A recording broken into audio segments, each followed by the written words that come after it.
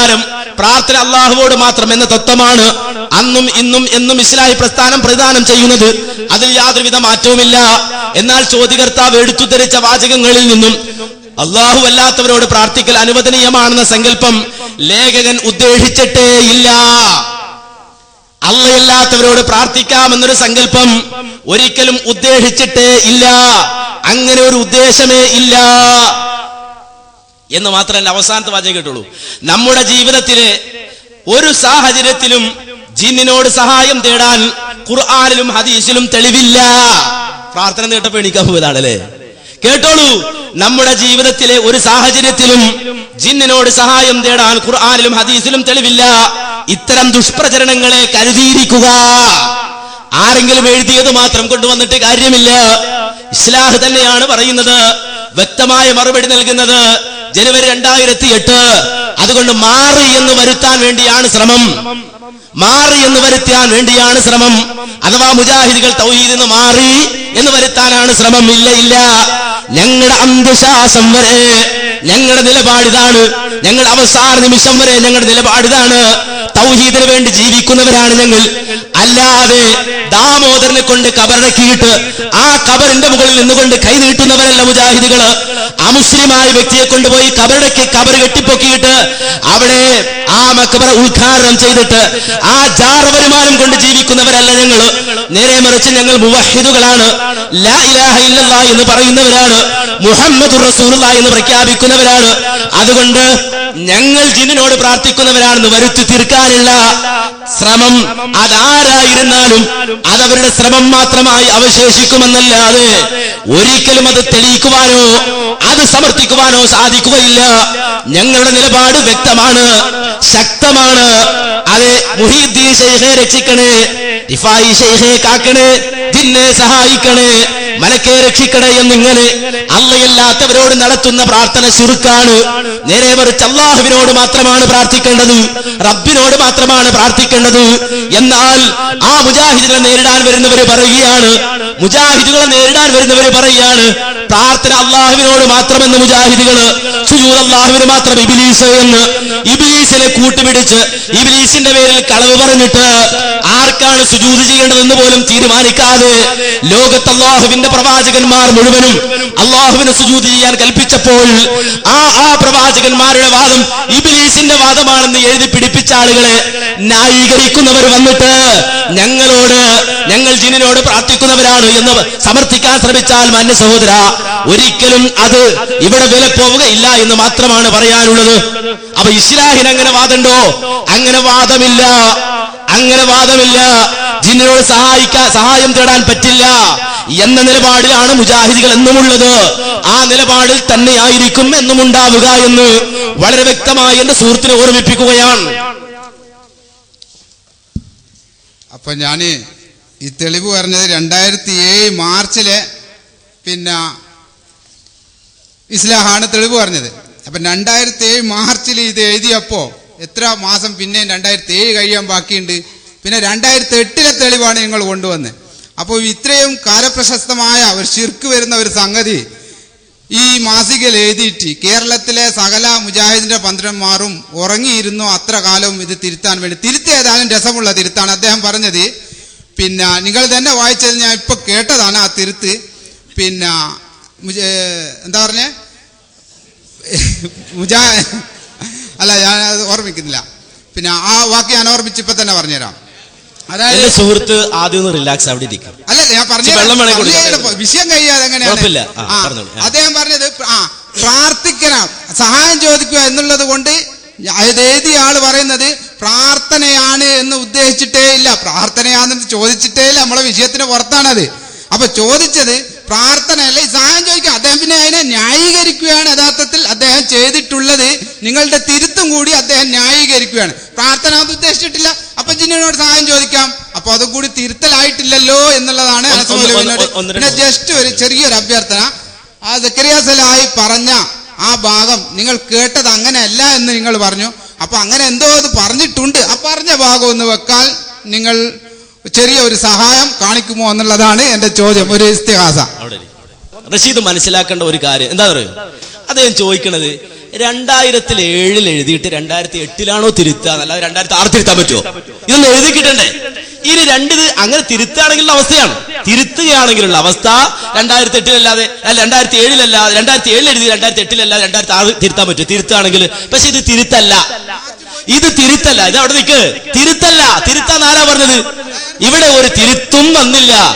നേരെ മറിച്ച് നിങ്ങൾ 2007 നിന്ന് കൊണ്ടുവന്ന ആ ഉദ്ധരണി അത് നിങ്ങളെപ്പോലെ ആളുകൾ തെറ്റിദ്ധരിപ്പിക്കാൻ തുടങ്ങി. അതാണ് ചോദ്യത്തിൽ തന്നെ ഉണ്ട്. എന്ത്? ചില കുബൂരി അതുപോലെ തന്നെ മടവൂരി ആളുകൾ ഈ വാചകത്തെ ദുർവ്യാഖ്യാനിച്ച് മുജാഹിദുകളെ തെറ്റിദ്ധരിപ്പിക്കാൻ ശ്രമിക്കുന്നുണ്ട്.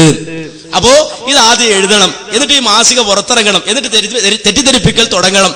അങ്ങനെ തുടങ്ങുമ്പോൾ ഒരാൾക്ക് കത്തെഴുതാൻ തോന്നണം, കത്തെഴുതി കഴിയുമ്പോൾ മറുപടി പറയണം. അപ്പൊ അത്രയും സമയമെടുത്തു. ആ സമയം എത്ര? അത് 2008 ജനുവരിയാണ്. 2007 ഏപ്രിലാണ് ലേഖനം വന്നത്. അത് ചില ആളുകൾ വളച്ചൊടിക്കാൻ തുടങ്ങി, പ്രചരിപ്പിക്കാൻ തുടങ്ങി.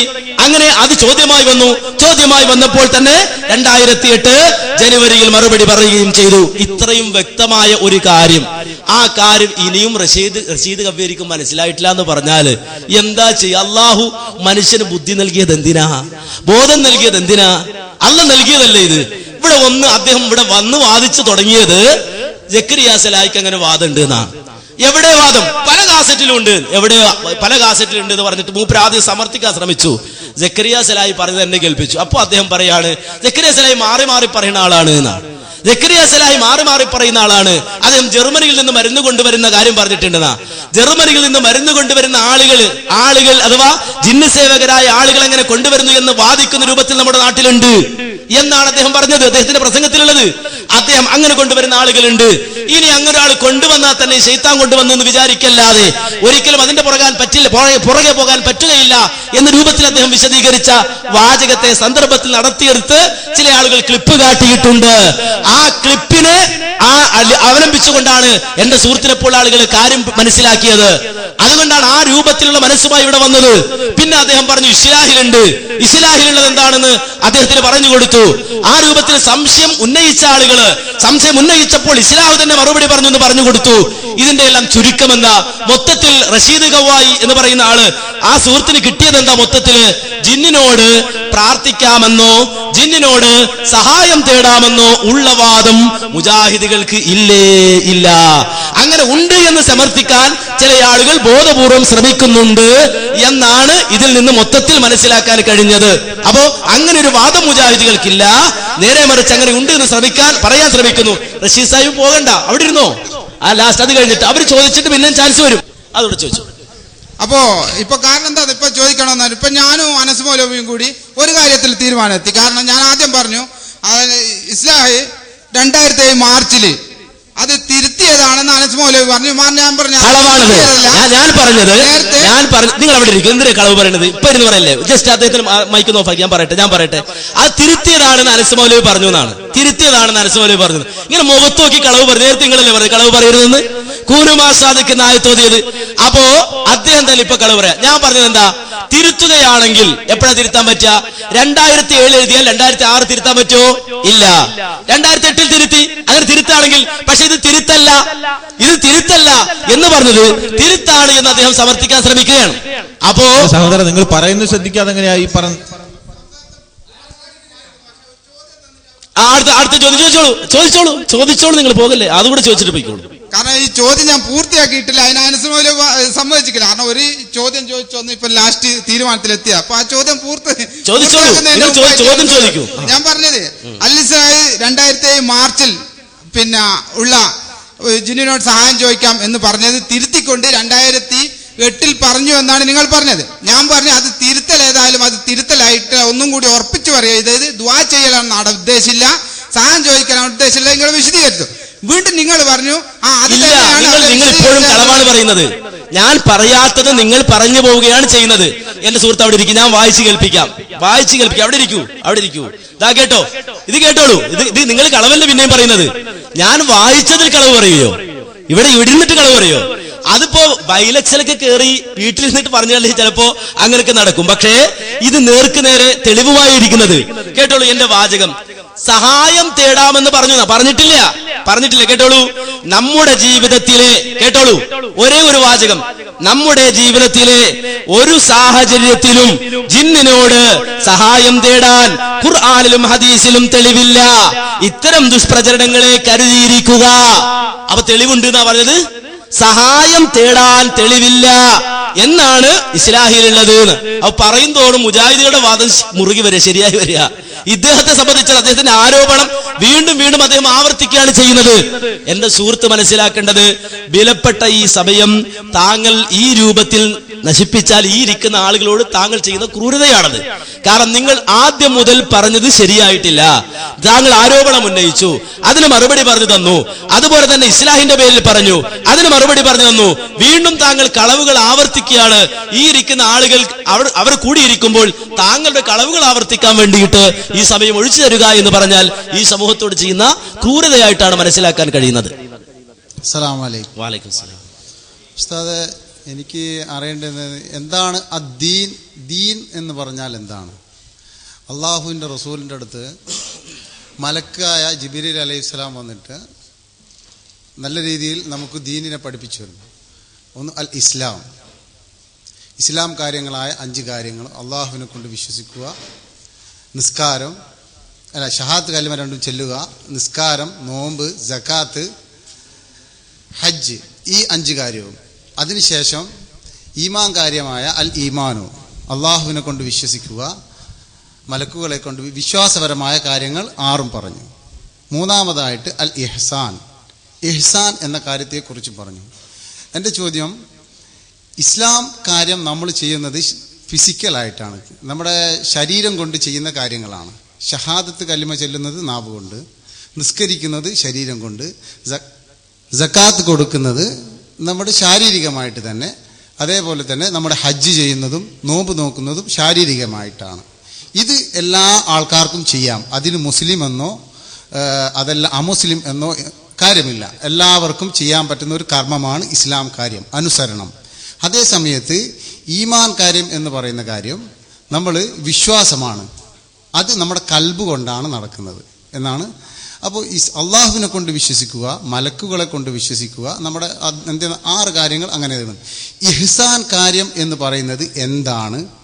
അത് നമ്മൾ ഏത് വിഭാഗം, എന്തുകൊണ്ടാണ് നമ്മളത് അനുഷ്ഠിക്കേണ്ടത്, ഏത് വിഭാഗത്തിലേക്കാണ് അത് എത്തുന്നത്? ഇതാണ് എൻ്റെ ചോദ്യം. അപ്പോൾ അദ്ദേഹത്തിന്റെ ചോദ്യം, ഇസ്ലാം എന്ന് പറഞ്ഞാൽ, ഇസ്ലാമിനെ സംബന്ധിച്ച് പറയുകയാണെങ്കിൽ ഇസ്ലാം എന്ന് വെച്ചാൽ ഫിസിക്കലായിട്ടുള്ള കാര്യങ്ങളാണ് കൂടുതലുള്ളത്.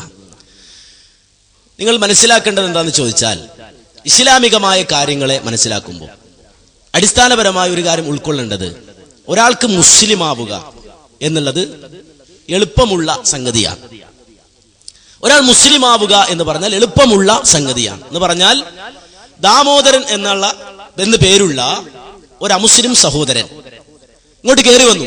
എന്നിട്ട് അഷ്ഹദു അല്ലാ ഇലാഹ ഇല്ലല്ലാഹ് വഅഷ്ഹദു അന്ന മുഹമ്മദർ റസൂലുള്ളാഹ് എന്ന് ഞാൻ പ്രഖ്യാപിച്ചു മുസ്ലിമായിരിക്കുകയാണെന്ന് അയാൾ പറഞ്ഞാൽ അയാൾ അന്ന് മുതൽ മുസ്ലിമാണ്. അയാൾ മുസ്ലിമായി പരിഗണിക്കുകയാണ്. വ്യക്തമായി ഇസ്ലാമിന്റെ അടിസ്ഥാന തത്വങ്ങളെ അയാൾ എതിർക്കാത്ത കാലത്തോളം അയാൾ മുസ്ലിമായി പരിഗണിക്കുകയാണ്. എന്ന് പറഞ്ഞാൽ ഒരാൾ ഇസ്ലാമിലേക്ക് കയറി വന്നാൽ അയാൾ അന്ന് മുതൽ മുസ്ലിമാണ്. രണ്ടാമത്തെ ഘട്ടം എന്ന് പറഞ്ഞത് മുഅ്മിനാവുക, ഈമാനാണ്. ഈമാൻ എന്ന് പറഞ്ഞാൽ കുറച്ചുകൂടി വിശാലമാണ്. ഈമാൻ എന്ന് പറയുമ്പോൾ കേവലം മനസ്സിൽ വിശ്വസിക്കുന്ന കാര്യങ്ങൾക്ക് മാത്രമല്ല ഈമാൻ എന്ന് സാങ്കേതികമായി പറയുക. ഈമാൻ എന്ന് പറഞ്ഞാൽ നബി സല്ലല്ലാഹു അലൈഹി വസല്ലമയുടെ ഹദീസുകൾ, ആ ഹദീസുകളിലൂടെ തന്നെ മനസ്സിലാക്കാൻ കഴിയുന്നത്, ഒന്നാമതായി ഇഅ്തിഖാദും ബിൽ ഖൽബ്, മനസ്സുകൊണ്ടുള്ള വിശ്വാസവും, വനത്ഖും ബിൽ ലിസാൻ, നാവ് കൊണ്ടുള്ള പ്രഖ്യാപനവും, വഅമലും ബിൽ ജവാരിഹ്, അവയവങ്ങൾ കൊണ്ടുള്ള പ്രവർത്തനവുമാണ്. ഇത് 3ഉം ഉൾക്കൊള്ളണം. അള്ളാഹുവിൽ ഞാൻ വിശ്വസിക്കുന്നു എന്ന് പറയുമ്പോൾ അതിന്റെ നാവിൻ തുമ്പിൽ മാത്രം ഉണ്ടായിട്ട് കാര്യമില്ല, അത് ഈമാനാവൂല. കാരണം വിശുദ്ധ ഖുർആൻ പറഞ്ഞു, വമിനന്നാസി മയ്യഖൂലു ആമന്നാ ബില്ലാഹി വബിൽ യൗമിൽ ആഖിരി വമാ ഹും ബിമുഅ്മിനീൻ. അല്ലാഹു പറയാ, വമിനന്നാസി, മനുഷ്യരിൽ ചില ആളുകളുണ്ട്, പറയുന്നു. അവരെന്താ പറയുന്നത്? ആമന്നാ ബില്ലാഹി വബിൽ യൗമിൽ ആഖിർ, ഞങ്ങൾക്ക് അല്ലാഹുവിലും പരലോകത്തിലും വിശ്വാസമുണ്ടെന്ന് അവർ പറയുന്നത്. അവർ പറയുന്നത് ആമന്നാ ബില്ലാഹി വൽ യൗമിൽ ആഖിർ, ഞങ്ങൾക്ക് അല്ലാഹുവിലും അന്ത്യദിനത്തിലും വിശ്വാസമുണ്ട് എന്നവർ പറയുന്നു. പക്ഷേ അല്ലാഹ് അവരെ കുറിച്ച് പറയുന്നു വമാ ഹും ബിമുഅ്മിനീൻ, അവർ വിശ്വാസികളല്ല, അവർ ഈമാനുള്ളവരല്ല, വിശ്വാസികളല്ല. യുഹാദിഊന അല്ലാഹ വല്ലദീന ആമനു, അല്ലാഹുവിനെയും അതുപോലെ വിശ്വാസികളെയും വഞ്ചിക്കലാണ് അവരുടെ ഉദ്ദേശം. ഇത് ഖുർആൻ പറയാണ്. അവ കേവലം അല്ലാഹ് ഉണ്ട് എന്ന് പറയലല്ല ഈമാൻ, നേരെ മറിച്ചത് മനസ്സിൽ വിശ്വാസം വേണം, നാവ് കൊണ്ടത് പ്രഖ്യാപിക്കണം, പ്രവർത്തനങ്ങളിലൂടെ പ്രകടിപ്പിക്കണം എന്ന് പറഞ്ഞാൽ പിന്നെ ജീവിതത്തിൽ അല്ലാഹുവിൽ വിശ്വസിക്കുന്ന ഒരാൾ അയാൾ പിന്നെ അല്ലാഹ് ഇല്ലാത്തവരോട് പ്രാർത്ഥിക്കൂല, മുഹീദ്ദീൻ ശൈഖിനോട് പ്രാർത്ഥിക്കൂല, റിഫായി ശൈഖിനോട് പ്രാർത്ഥിക്കൂല, മമ്പുറന്തങ്ങളോട് പ്രാർത്ഥിക്കൂല. നേരെ മറിച്ച് അല്ലാഹുവിനെ മാത്രം ആരാധിച്ച് അവന് മാത്രം നേർച്ച വഴിപാടുകൾ അർപ്പിച്ച് ഇന്ന സ്വലാത്തി വനുസുകി വമഹ്യായ വമമാതി ലില്ലാഹി റബ്ബിൽ ആലമീൻ, മുഴുവനും അല്ലാഹുവിനെ സമർപ്പിച്ചുകൊണ്ട് അവർ കഴിച്ചു കൂട്ടുകയാണ്. അപ്പോഴാണ് ഈമാനുള്ള ആളാവുക. അപ്പൊ പിന്നെ ഇഹ്സാൻ എന്താണെന്നാണ് അദ്ദേഹത്തിന്റെ ചോദ്യം. മഹാനായ മുഹമ്മദ് മുസ്തഫ സല്ലല്ലാഹു അലൈഹി വസല്ലമയുടെ അടുക്കൽ മലക്ക് ജിബ്രീൽ അലൈഹിസ്സലാത്തു വസ്സലാം മനുഷ്യരൂപത്തിൽ വന്ന് പ്രവാചകന്റെ രണ്ട് കാലോട് ചേർന്നിരുന്ന് പ്രവാചകന്റെ തൊടയിൽ കൈകുത്തിക്കൊണ്ട് മഹാനായ ജിബ്രീൽ അലൈഹിസ്സലാത്തു വസ്സലാം നബിയോട് ചോദിച്ചു, മൽ ഇഹ്സാൻ, എന്താണ് ഇഹ്സാൻ എന്ന് പറഞ്ഞാൽ? ആ സന്ദർഭത്തിൽ റസൂലുള്ളാഹി സ്വല്ലല്ലാഹു അലൈഹി വസല്ലം പറഞ്ഞു, അൻ തഅബുദല്ലാഹ കഅന്നക തറാഹു ഫഇൻ ലം തകുൻ തറാഹു ഫഇന്നഹു യറാ എന്ന മറുപടി മുഹമ്മദ് മുസ്തഫ സല്ലല്ലാഹു അലൈഹി വസല്ലം പഠിപ്പിച്ചു കൊടുത്തു. അൻ തഅബുദല്ലാഹ, നീ അല്ലാഹുവിനെ മാത്രം ആരാധിക്കലാണ് ഇഹ്സാൻ. ഇഹ്സാൻ എന്ന് പറഞ്ഞാൽ ഒരു മുവഹിദായിരിക്കും അവൻ അല്ലാഹുവിനെ മാത്രമേ ആരാധിക്കൂ. അല്ലാതെ അല്ലാഹുവിനോട് മാത്രം അല്ലാഹുവിന് സുജൂദ് ചെയ്യാന്ന് പറഞ്ഞാൽ അത് ഇബ്ലീസിന്റെ വാദാണെന്ന് പറയൂല. നേരെ മറിച്ച് സുജൂദ് അല്ലാഹ്ക്ക് മാത്രം, അതാണ് അവന്റെ നിലപാട്. തൗഹീദാണ് അവന്റെ ജീവിതം. അല്ലാഹുവിനെ പരിപൂർണമായി സമർപ്പിക്കണം. തഅബുദല്ലാഹ, അല്ലാഹുവിനെ മാത്രം ആരാധിക്കലാണ്, അല്ലാഹുവിനോട് മാത്രം പ്രാർത്ഥിക്കലാണ്, അല്ലാഹുവിന് മാത്രം നേർച്ച വഴിപാട് അർപ്പിക്കലാണ്. എങ്ങനെ അല്ലാഹുവിനെ ആരാധിക്കണം? കഅന്നക തറാഹു, നീ അവനെ കാണുന്നത് പോലെ, അല്ലാഹനെ കാണുന്നത് പോലെ അല്ലാഹനെ ആരാധിക്കുക. റബ്ബിനെ കാണുന്നത് പോലെ അല്ലാഹനെ ആരാധിക്കുക. ഫഇൻ ലം തകുൻ തറാഹു ഫഇന്നഹു യറാക്, നീ അവനെ കാണുന്നില്ലെങ്കിലും അല്ലാഹുവിനെ കാണുന്നില്ലെങ്കിലും അല്ലാഹു അവനെ കാണുന്നുണ്ട് എന്ന ബോധത്തോടെ പിന്നെ ഇബാദത്ത് സമർപ്പിക്കുക, ആരാധന സമർപ്പിക്കുക. അതിനാണ് ഇഹ്സാൻ എന്ന് പറയുന്നത്. ഇത് ജിബ്രീൽ അലൈഹിസ്സലാത്തു വസ്സലാമിന്റെ ചോദ്യത്തിന് മുഹമ്മദ് മുസ്തഫ സല്ലല്ലാഹു അലൈഹി വസല്ലമയുടെ മറുപടിയാണ്. ആ മറുപടി വളരെ ക്ലിയറായ മറുപടിയാണ്. ആ മറുപടിക്കപ്പുറം, നബി പഠിപ്പിച്ച മറുപടിക്കപ്പുറം അതിനപ്പുറം ഒരു വിശദീകരണം അതിന് നമ്മൾ നൽകേണ്ടതില്ല, നമ്മളൊരു പുത്തൻ വ്യാഖ്യാനം അതിന് കൊടുക്കേണ്ടതില്ല. കാരണം നമുക്കറിയാം ഒരുപാട് തരീഖത്ത് പ്രസ്ഥാനങ്ങൾ ലോകത്ത് കടന്നു വന്നു. ആ തരീഖത്ത് പ്രസ്ഥാനങ്ങൾ ദുർവ്യാഖ്യാനിച്ച ഒരു ഭാഗമാണിത്. അവര് പറഞ്ഞു, അതെ അള്ളാഹനെ കാണുന്നത് പോലെ നിങ്ങൾ ആരാധിക്കണം. നിങ്ങൾ അള്ളാഹനെ കാണുന്നുണ്ടോ? അള്ളാഹനെ നിങ്ങൾ കാണുന്നുണ്ടോ? ഇല്ല. എന്നാൽ ഞങ്ങളാണ് അള്ളാഹനെ കണ്ട ഷാഹിദുകള്, സാക്ഷികൾ ഞങ്ങളാണ്. അള്ളാഹനെ കണ്ട, റസൂലിനെ കണ്ട, റസൂല് വഴി ഇങ്ങനെ കണ്ട് ഷാഹിദായ ആളുകളാണ് ഞങ്ങൾ. അതുകൊണ്ട് ഞങ്ങളെ കണ്ടവർക്കേ അള്ളാഹനെ കാണാൻ പറ്റൂ എന്ന നിലയിൽ തരീഖത്ത് പ്രസ്ഥാനങ്ങൾ ഈ ഹദീസിനെ ദുർവ്യാഖ്യാനിക്കാറുണ്ട്. അത് മനസ്സിലാക്കിക്കൊണ്ടാണ് മുഹമ്മദ് മുസ്തഫ സല്ലല്ലാഹു അലൈഹി വസല്ലമയുടെ വിശദീകരണം. ആ വിശദീകരണത്തിനപ്പുറത്തേക്ക് നമുക്ക് ആ വിഷയത്തിൽ പോകാൻ പാടില്ല. ചോദിച്ചത് ജിബ്രീലാണ്, മറുപടി പറഞ്ഞത് മുഹമ്മദ് മുസ്തഫ സല്ലല്ലാഹു അലൈഹി വസല്ലമയാണ്. മുഹമ്മദ് നബി നൽകിയ മറുപടി തെറ്റാണെന്നല്ല, ജിബ്രീൽ പറഞ്ഞത് സദഖത യാ മുഹമ്മദ്, മുഹമ്മദേ താങ്കൾ പറഞ്ഞത് സത്യമാണ് എന്ന് ജിബ്രീൽ അലൈഹിസ്സലാത്തു വസ്സലാം പറയുകയും ചെയ്തിട്ടുണ്ട്. അതുകൊണ്ട് ഇഹ്സാൻ എന്ന് പറഞ്ഞാൽ ഇതാണ്, അൻ തഅബുദല്ലാഹ കഅന്നക തറാഹു ഫഇൻ ലം തകുൻ തറാഹു ഫഇന്നഹു യറാക് എന്നതാണ് ഇഹ്സാൻ എന്ന് പറഞ്ഞാൽ എന്നാണ് സുഹൃത്തിനോട് സൂചിപ്പിക്കാനുള്ളത്. ഈ ഇഹ്സാനെ കുറിച്ചിട്ട് ഞാൻ ആദ്യം പറഞ്ഞു, അദ്ദീൻ എന്നുള്ളത് നമ്മൾ ഈ 3 കാര്യത്തിൽ മാത്രമാണല്ലോ നിലനിൽക്കുന്നത്. അങ്ങനെയാണോ ചോദിക്കുകയാണ്. ഈ 3 കാര്യത്തിൽ മാത്രം അദ്ദീൻ, നമ്മുടെ ദീനാണ്. നമ്മുടെ ഈ ഒരു മനുഷ്യന്, മുസ്ലിമായി നിൽക്കുന്ന ഒരാൾക്ക് ജീവിക്കാനുള്ള ഒരു 3 ഫണ്ടമെന്റൽ അതിന് തത്വങ്ങളാണ്. ഒന്ന് ഇസ്ലാം, ഈമാൻ, ഇഹ്സാൻ. അതിൽ ഇസ്ലാമും ഈമാനും നമുക്ക് വളരെ വ്യക്തമാണ്. അതിൽ പെട്ടതാണ് നമ്മൾ നിസ്കാരത്തിലും സുന്നത്ത് നിസ്കാരത്തിലും ഇസ്ലാമിൽപ്പെട്ട് വരുന്നത്. അതേ സമയത്ത് ഈമാനും എല്ലാ ജനങ്ങൾക്കും ക്ലിയർ ആണ്. ഇഹ്സാൻ എന്തുകൊണ്ട് ക്ലിയർ ആവുന്നില്ല? എവിടെയാണ് നമുക്ക് പറ്റിയത് വിഷയം? അതാണ് നേരത്തെ വിശദീകരിച്ചത്. ഇഹ്സാൻ ക്ലിയർ ആകുന്നില്ല എന്നാണ്. ക്ലിയർ ആകണം എന്നാണ് ഇസ്ലാം പഠിപ്പിച്ചത്. ക്ലിയർ ആകുന്നില്ലെങ്കിൽ നമ്മുടെ കുഴപ്പമാണ്. അത് ക്ലിയർ ആക്കണം എന്നാണ് ഇസ്ലാം പഠിപ്പിച്ചത്. അതെന്താ? അൻ തഅബുദല്ലാഹ, നീ അള്ളാഹനെ ആരാധിക്കണം. ഏതുപോലെ? വെറുതെ ഇങ്ങനെ ഞാൻ ആരാധിക്കുന്നു നടന്നിട്ട് കാര്യമില്ല. അള്ളാഹനെ കാണുന്നത് പോലെ നീ അള്ളാഹനെ ആരാധിക്കുക. അള്ളാഹനെ കാണുന്നത് പോലെ നീ അള്ളാഹനെ ആരാധിക്കുക. നീ അള്ളാഹനെ കാണുന്നില്ലെങ്കിലും അവൻ നിന്നെ കാണുന്നുണ്ട് എന്ന ഉറച്ച ബോധത്തോടെ അള്ളാഹനെ ആരാധിക്കുക. അപ്പൊ ഇത് ദീനാണോ എന്നാണ്. അപ്പൊ ദീൻ എന്ന് പറഞ്ഞാൽ എന്താണ്? അപ്പൊ അത് ഈ പറഞ്ഞ ഈമാനാണോ ഇസ്ലാമാണോ അതുപോലെ ഇഹ്സാനാണോ, ഇതെല്ലാം ചേർന്നതാണ് ദീൻ എന്ന് പറഞ്ഞാൽ. ദീൻ എന്ന് പറഞ്ഞാൽ അതിൽ നിന്ന് അത് നമസ്കാരം ഒഴിവ് പുറത്തു പോകൂല, സക്കാത്ത് പുറത്തു പോകൂല, ഹജ്ജ് പുറത്തു പോകൂല, അള്ളാഹുവിന്റെ വിശ്വാസം പുറത്തു പോകൂല. ഒരു മനുഷ്യൻ തന്റെ ജീവിതത്തിൽ ഇടതുകാല് വെച്ച് ബാത്റൂമിലേക്ക് കയറണമെന്ന് ഇസ്ലാം പഠിപ്പിക്കുമ്പോൾ അവിടെ വരെ ദീൻ ഉണ്ട്. അതുവരെ ഉൾക്കൊള്ളുന്ന വിശാലമായ ഒന്നാണ് ദീൻ എന്ന് പറഞ്ഞാൽ. പക്ഷേ ഈ രൂപത്തിൽ ദീനിനെ സംബന്ധിച്ചൊരു സംശയം ഇനി നമ്മൾ ഉണ്ടാക്കേണ്ടതില്ല. പക്ഷെ പലപ്പോഴും അതിന് സംശയം ഉണ്ടാക്കിയ ആളുകളുണ്ട്. അതിൽ നിന്നാണ് ഞാൻ നേരത്തെ പറഞ്ഞ തരീഖത്ത് പ്രസ്ഥാനങ്ങൾ. മുഹമ്മദ് മുസ്തഫ സല്ലല്ലാഹു അലൈഹി വസല്ലമ പറഞ്ഞ ദീൻ പോരാ, നേരെ മറിച്ച് ഷെയ്ഖിന്റെ ദീൻ വേണം, കാരണം ഇഹ്സാനിയത്ത് ഇവർക്കേ ഉള്ളൂ എന്ന് വാദിച്ചിട്ട് തരീഖത്ത് പ്രസ്ഥാനങ്ങൾ കടന്നു വന്നു. ദീൻ എന്ന് പറഞ്ഞാൽ മറ്റുള്ളവർക്ക് മനസ്സിലായിട്ടില്ല എന്ന് വ്യാഖ്യാനിച്ചിട്ടുണ്ട്. പിന്നെ ദീനെ വക്രീകരിച്ച ഒരാളാണ് മൗദൂദി. അദ്ദേഹം പറഞ്ഞു ദീൻ എന്ന് പറഞ്ഞാൽ രാഷ്ട്രം എന്നാണ് അർത്ഥം എന്ന്. ദീൻ എന്ന് പറഞ്ഞാൽ രാഷ്ട്രം എന്നാണ് അർത്ഥം എന്ന് അദ്ദേഹം പറഞ്ഞിട്ടുണ്ട്. അങ്ങനെ ദീനിനെ വ്യാഖ്യാനിച്ച ആളാണ് മൗദൂദി സാഹിബ്. അപ്പോ മൗദൂദിയെ സംബന്ധിച്ചിടത്തോളം അദ്ദേഹം പറഞ്ഞത് മുസ്ലിം ഉമ്മത്തിനെ സംബന്ധിച്ചിടത്തോളം അവർക്ക് ദീൻ മനസ്സിലായിട്ടില്ല. കാരണം അവരുടെ വിചാരം ദീൻ എന്ന് പറഞ്ഞാൽ നമസ്കാരവും നോമ്പും സക്കാത്തും ഹജ്ജും ഒക്കെയാണ് ദീനെന്ന. അങ്ങനെ മുസ്ലിങ്ങൾ ആരും മനസ്സിലാക്കിയിട്ടില്ല. ദീനിന്റെ ഭാഗമാണ് നമസ്കാരം, ദീനിലുള്ളതാണ് നോമ്പ്, ദീനിലുള്ളതാണ് ഹജ്ജ്, ദീനിലുള്ളതാണ് നമസ്കാരം, ദീനിലുള്ളതാണ് പ്രാർത്ഥനകൾ, ദീനിലുള്ളതാണ് കുടുംബജീവിതം, ദീനിലുള്ളതാണ് ഹലാലായ സമ്പാദ്യം, ഇതൊക്കെ ദീനിൽപ്പെട്ടതാണ് എന്ന് മുസ്ലിങ്ങൾ മനസ്സിലാക്കിയിട്ടുള്ളൂ. അപ്പോ ദീൻ എന്ന് പറഞ്ഞാൽ അതിന്റെ അർത്ഥം രാഷ്ട്രമെന്നാണ്, സ്റ്റേറ്റ് എന്നാണെന്നൊരു വ്യാഖ്യാനം നൽകി മൗദൂദിയും കടന്നു വന്നിട്ടുണ്ട്.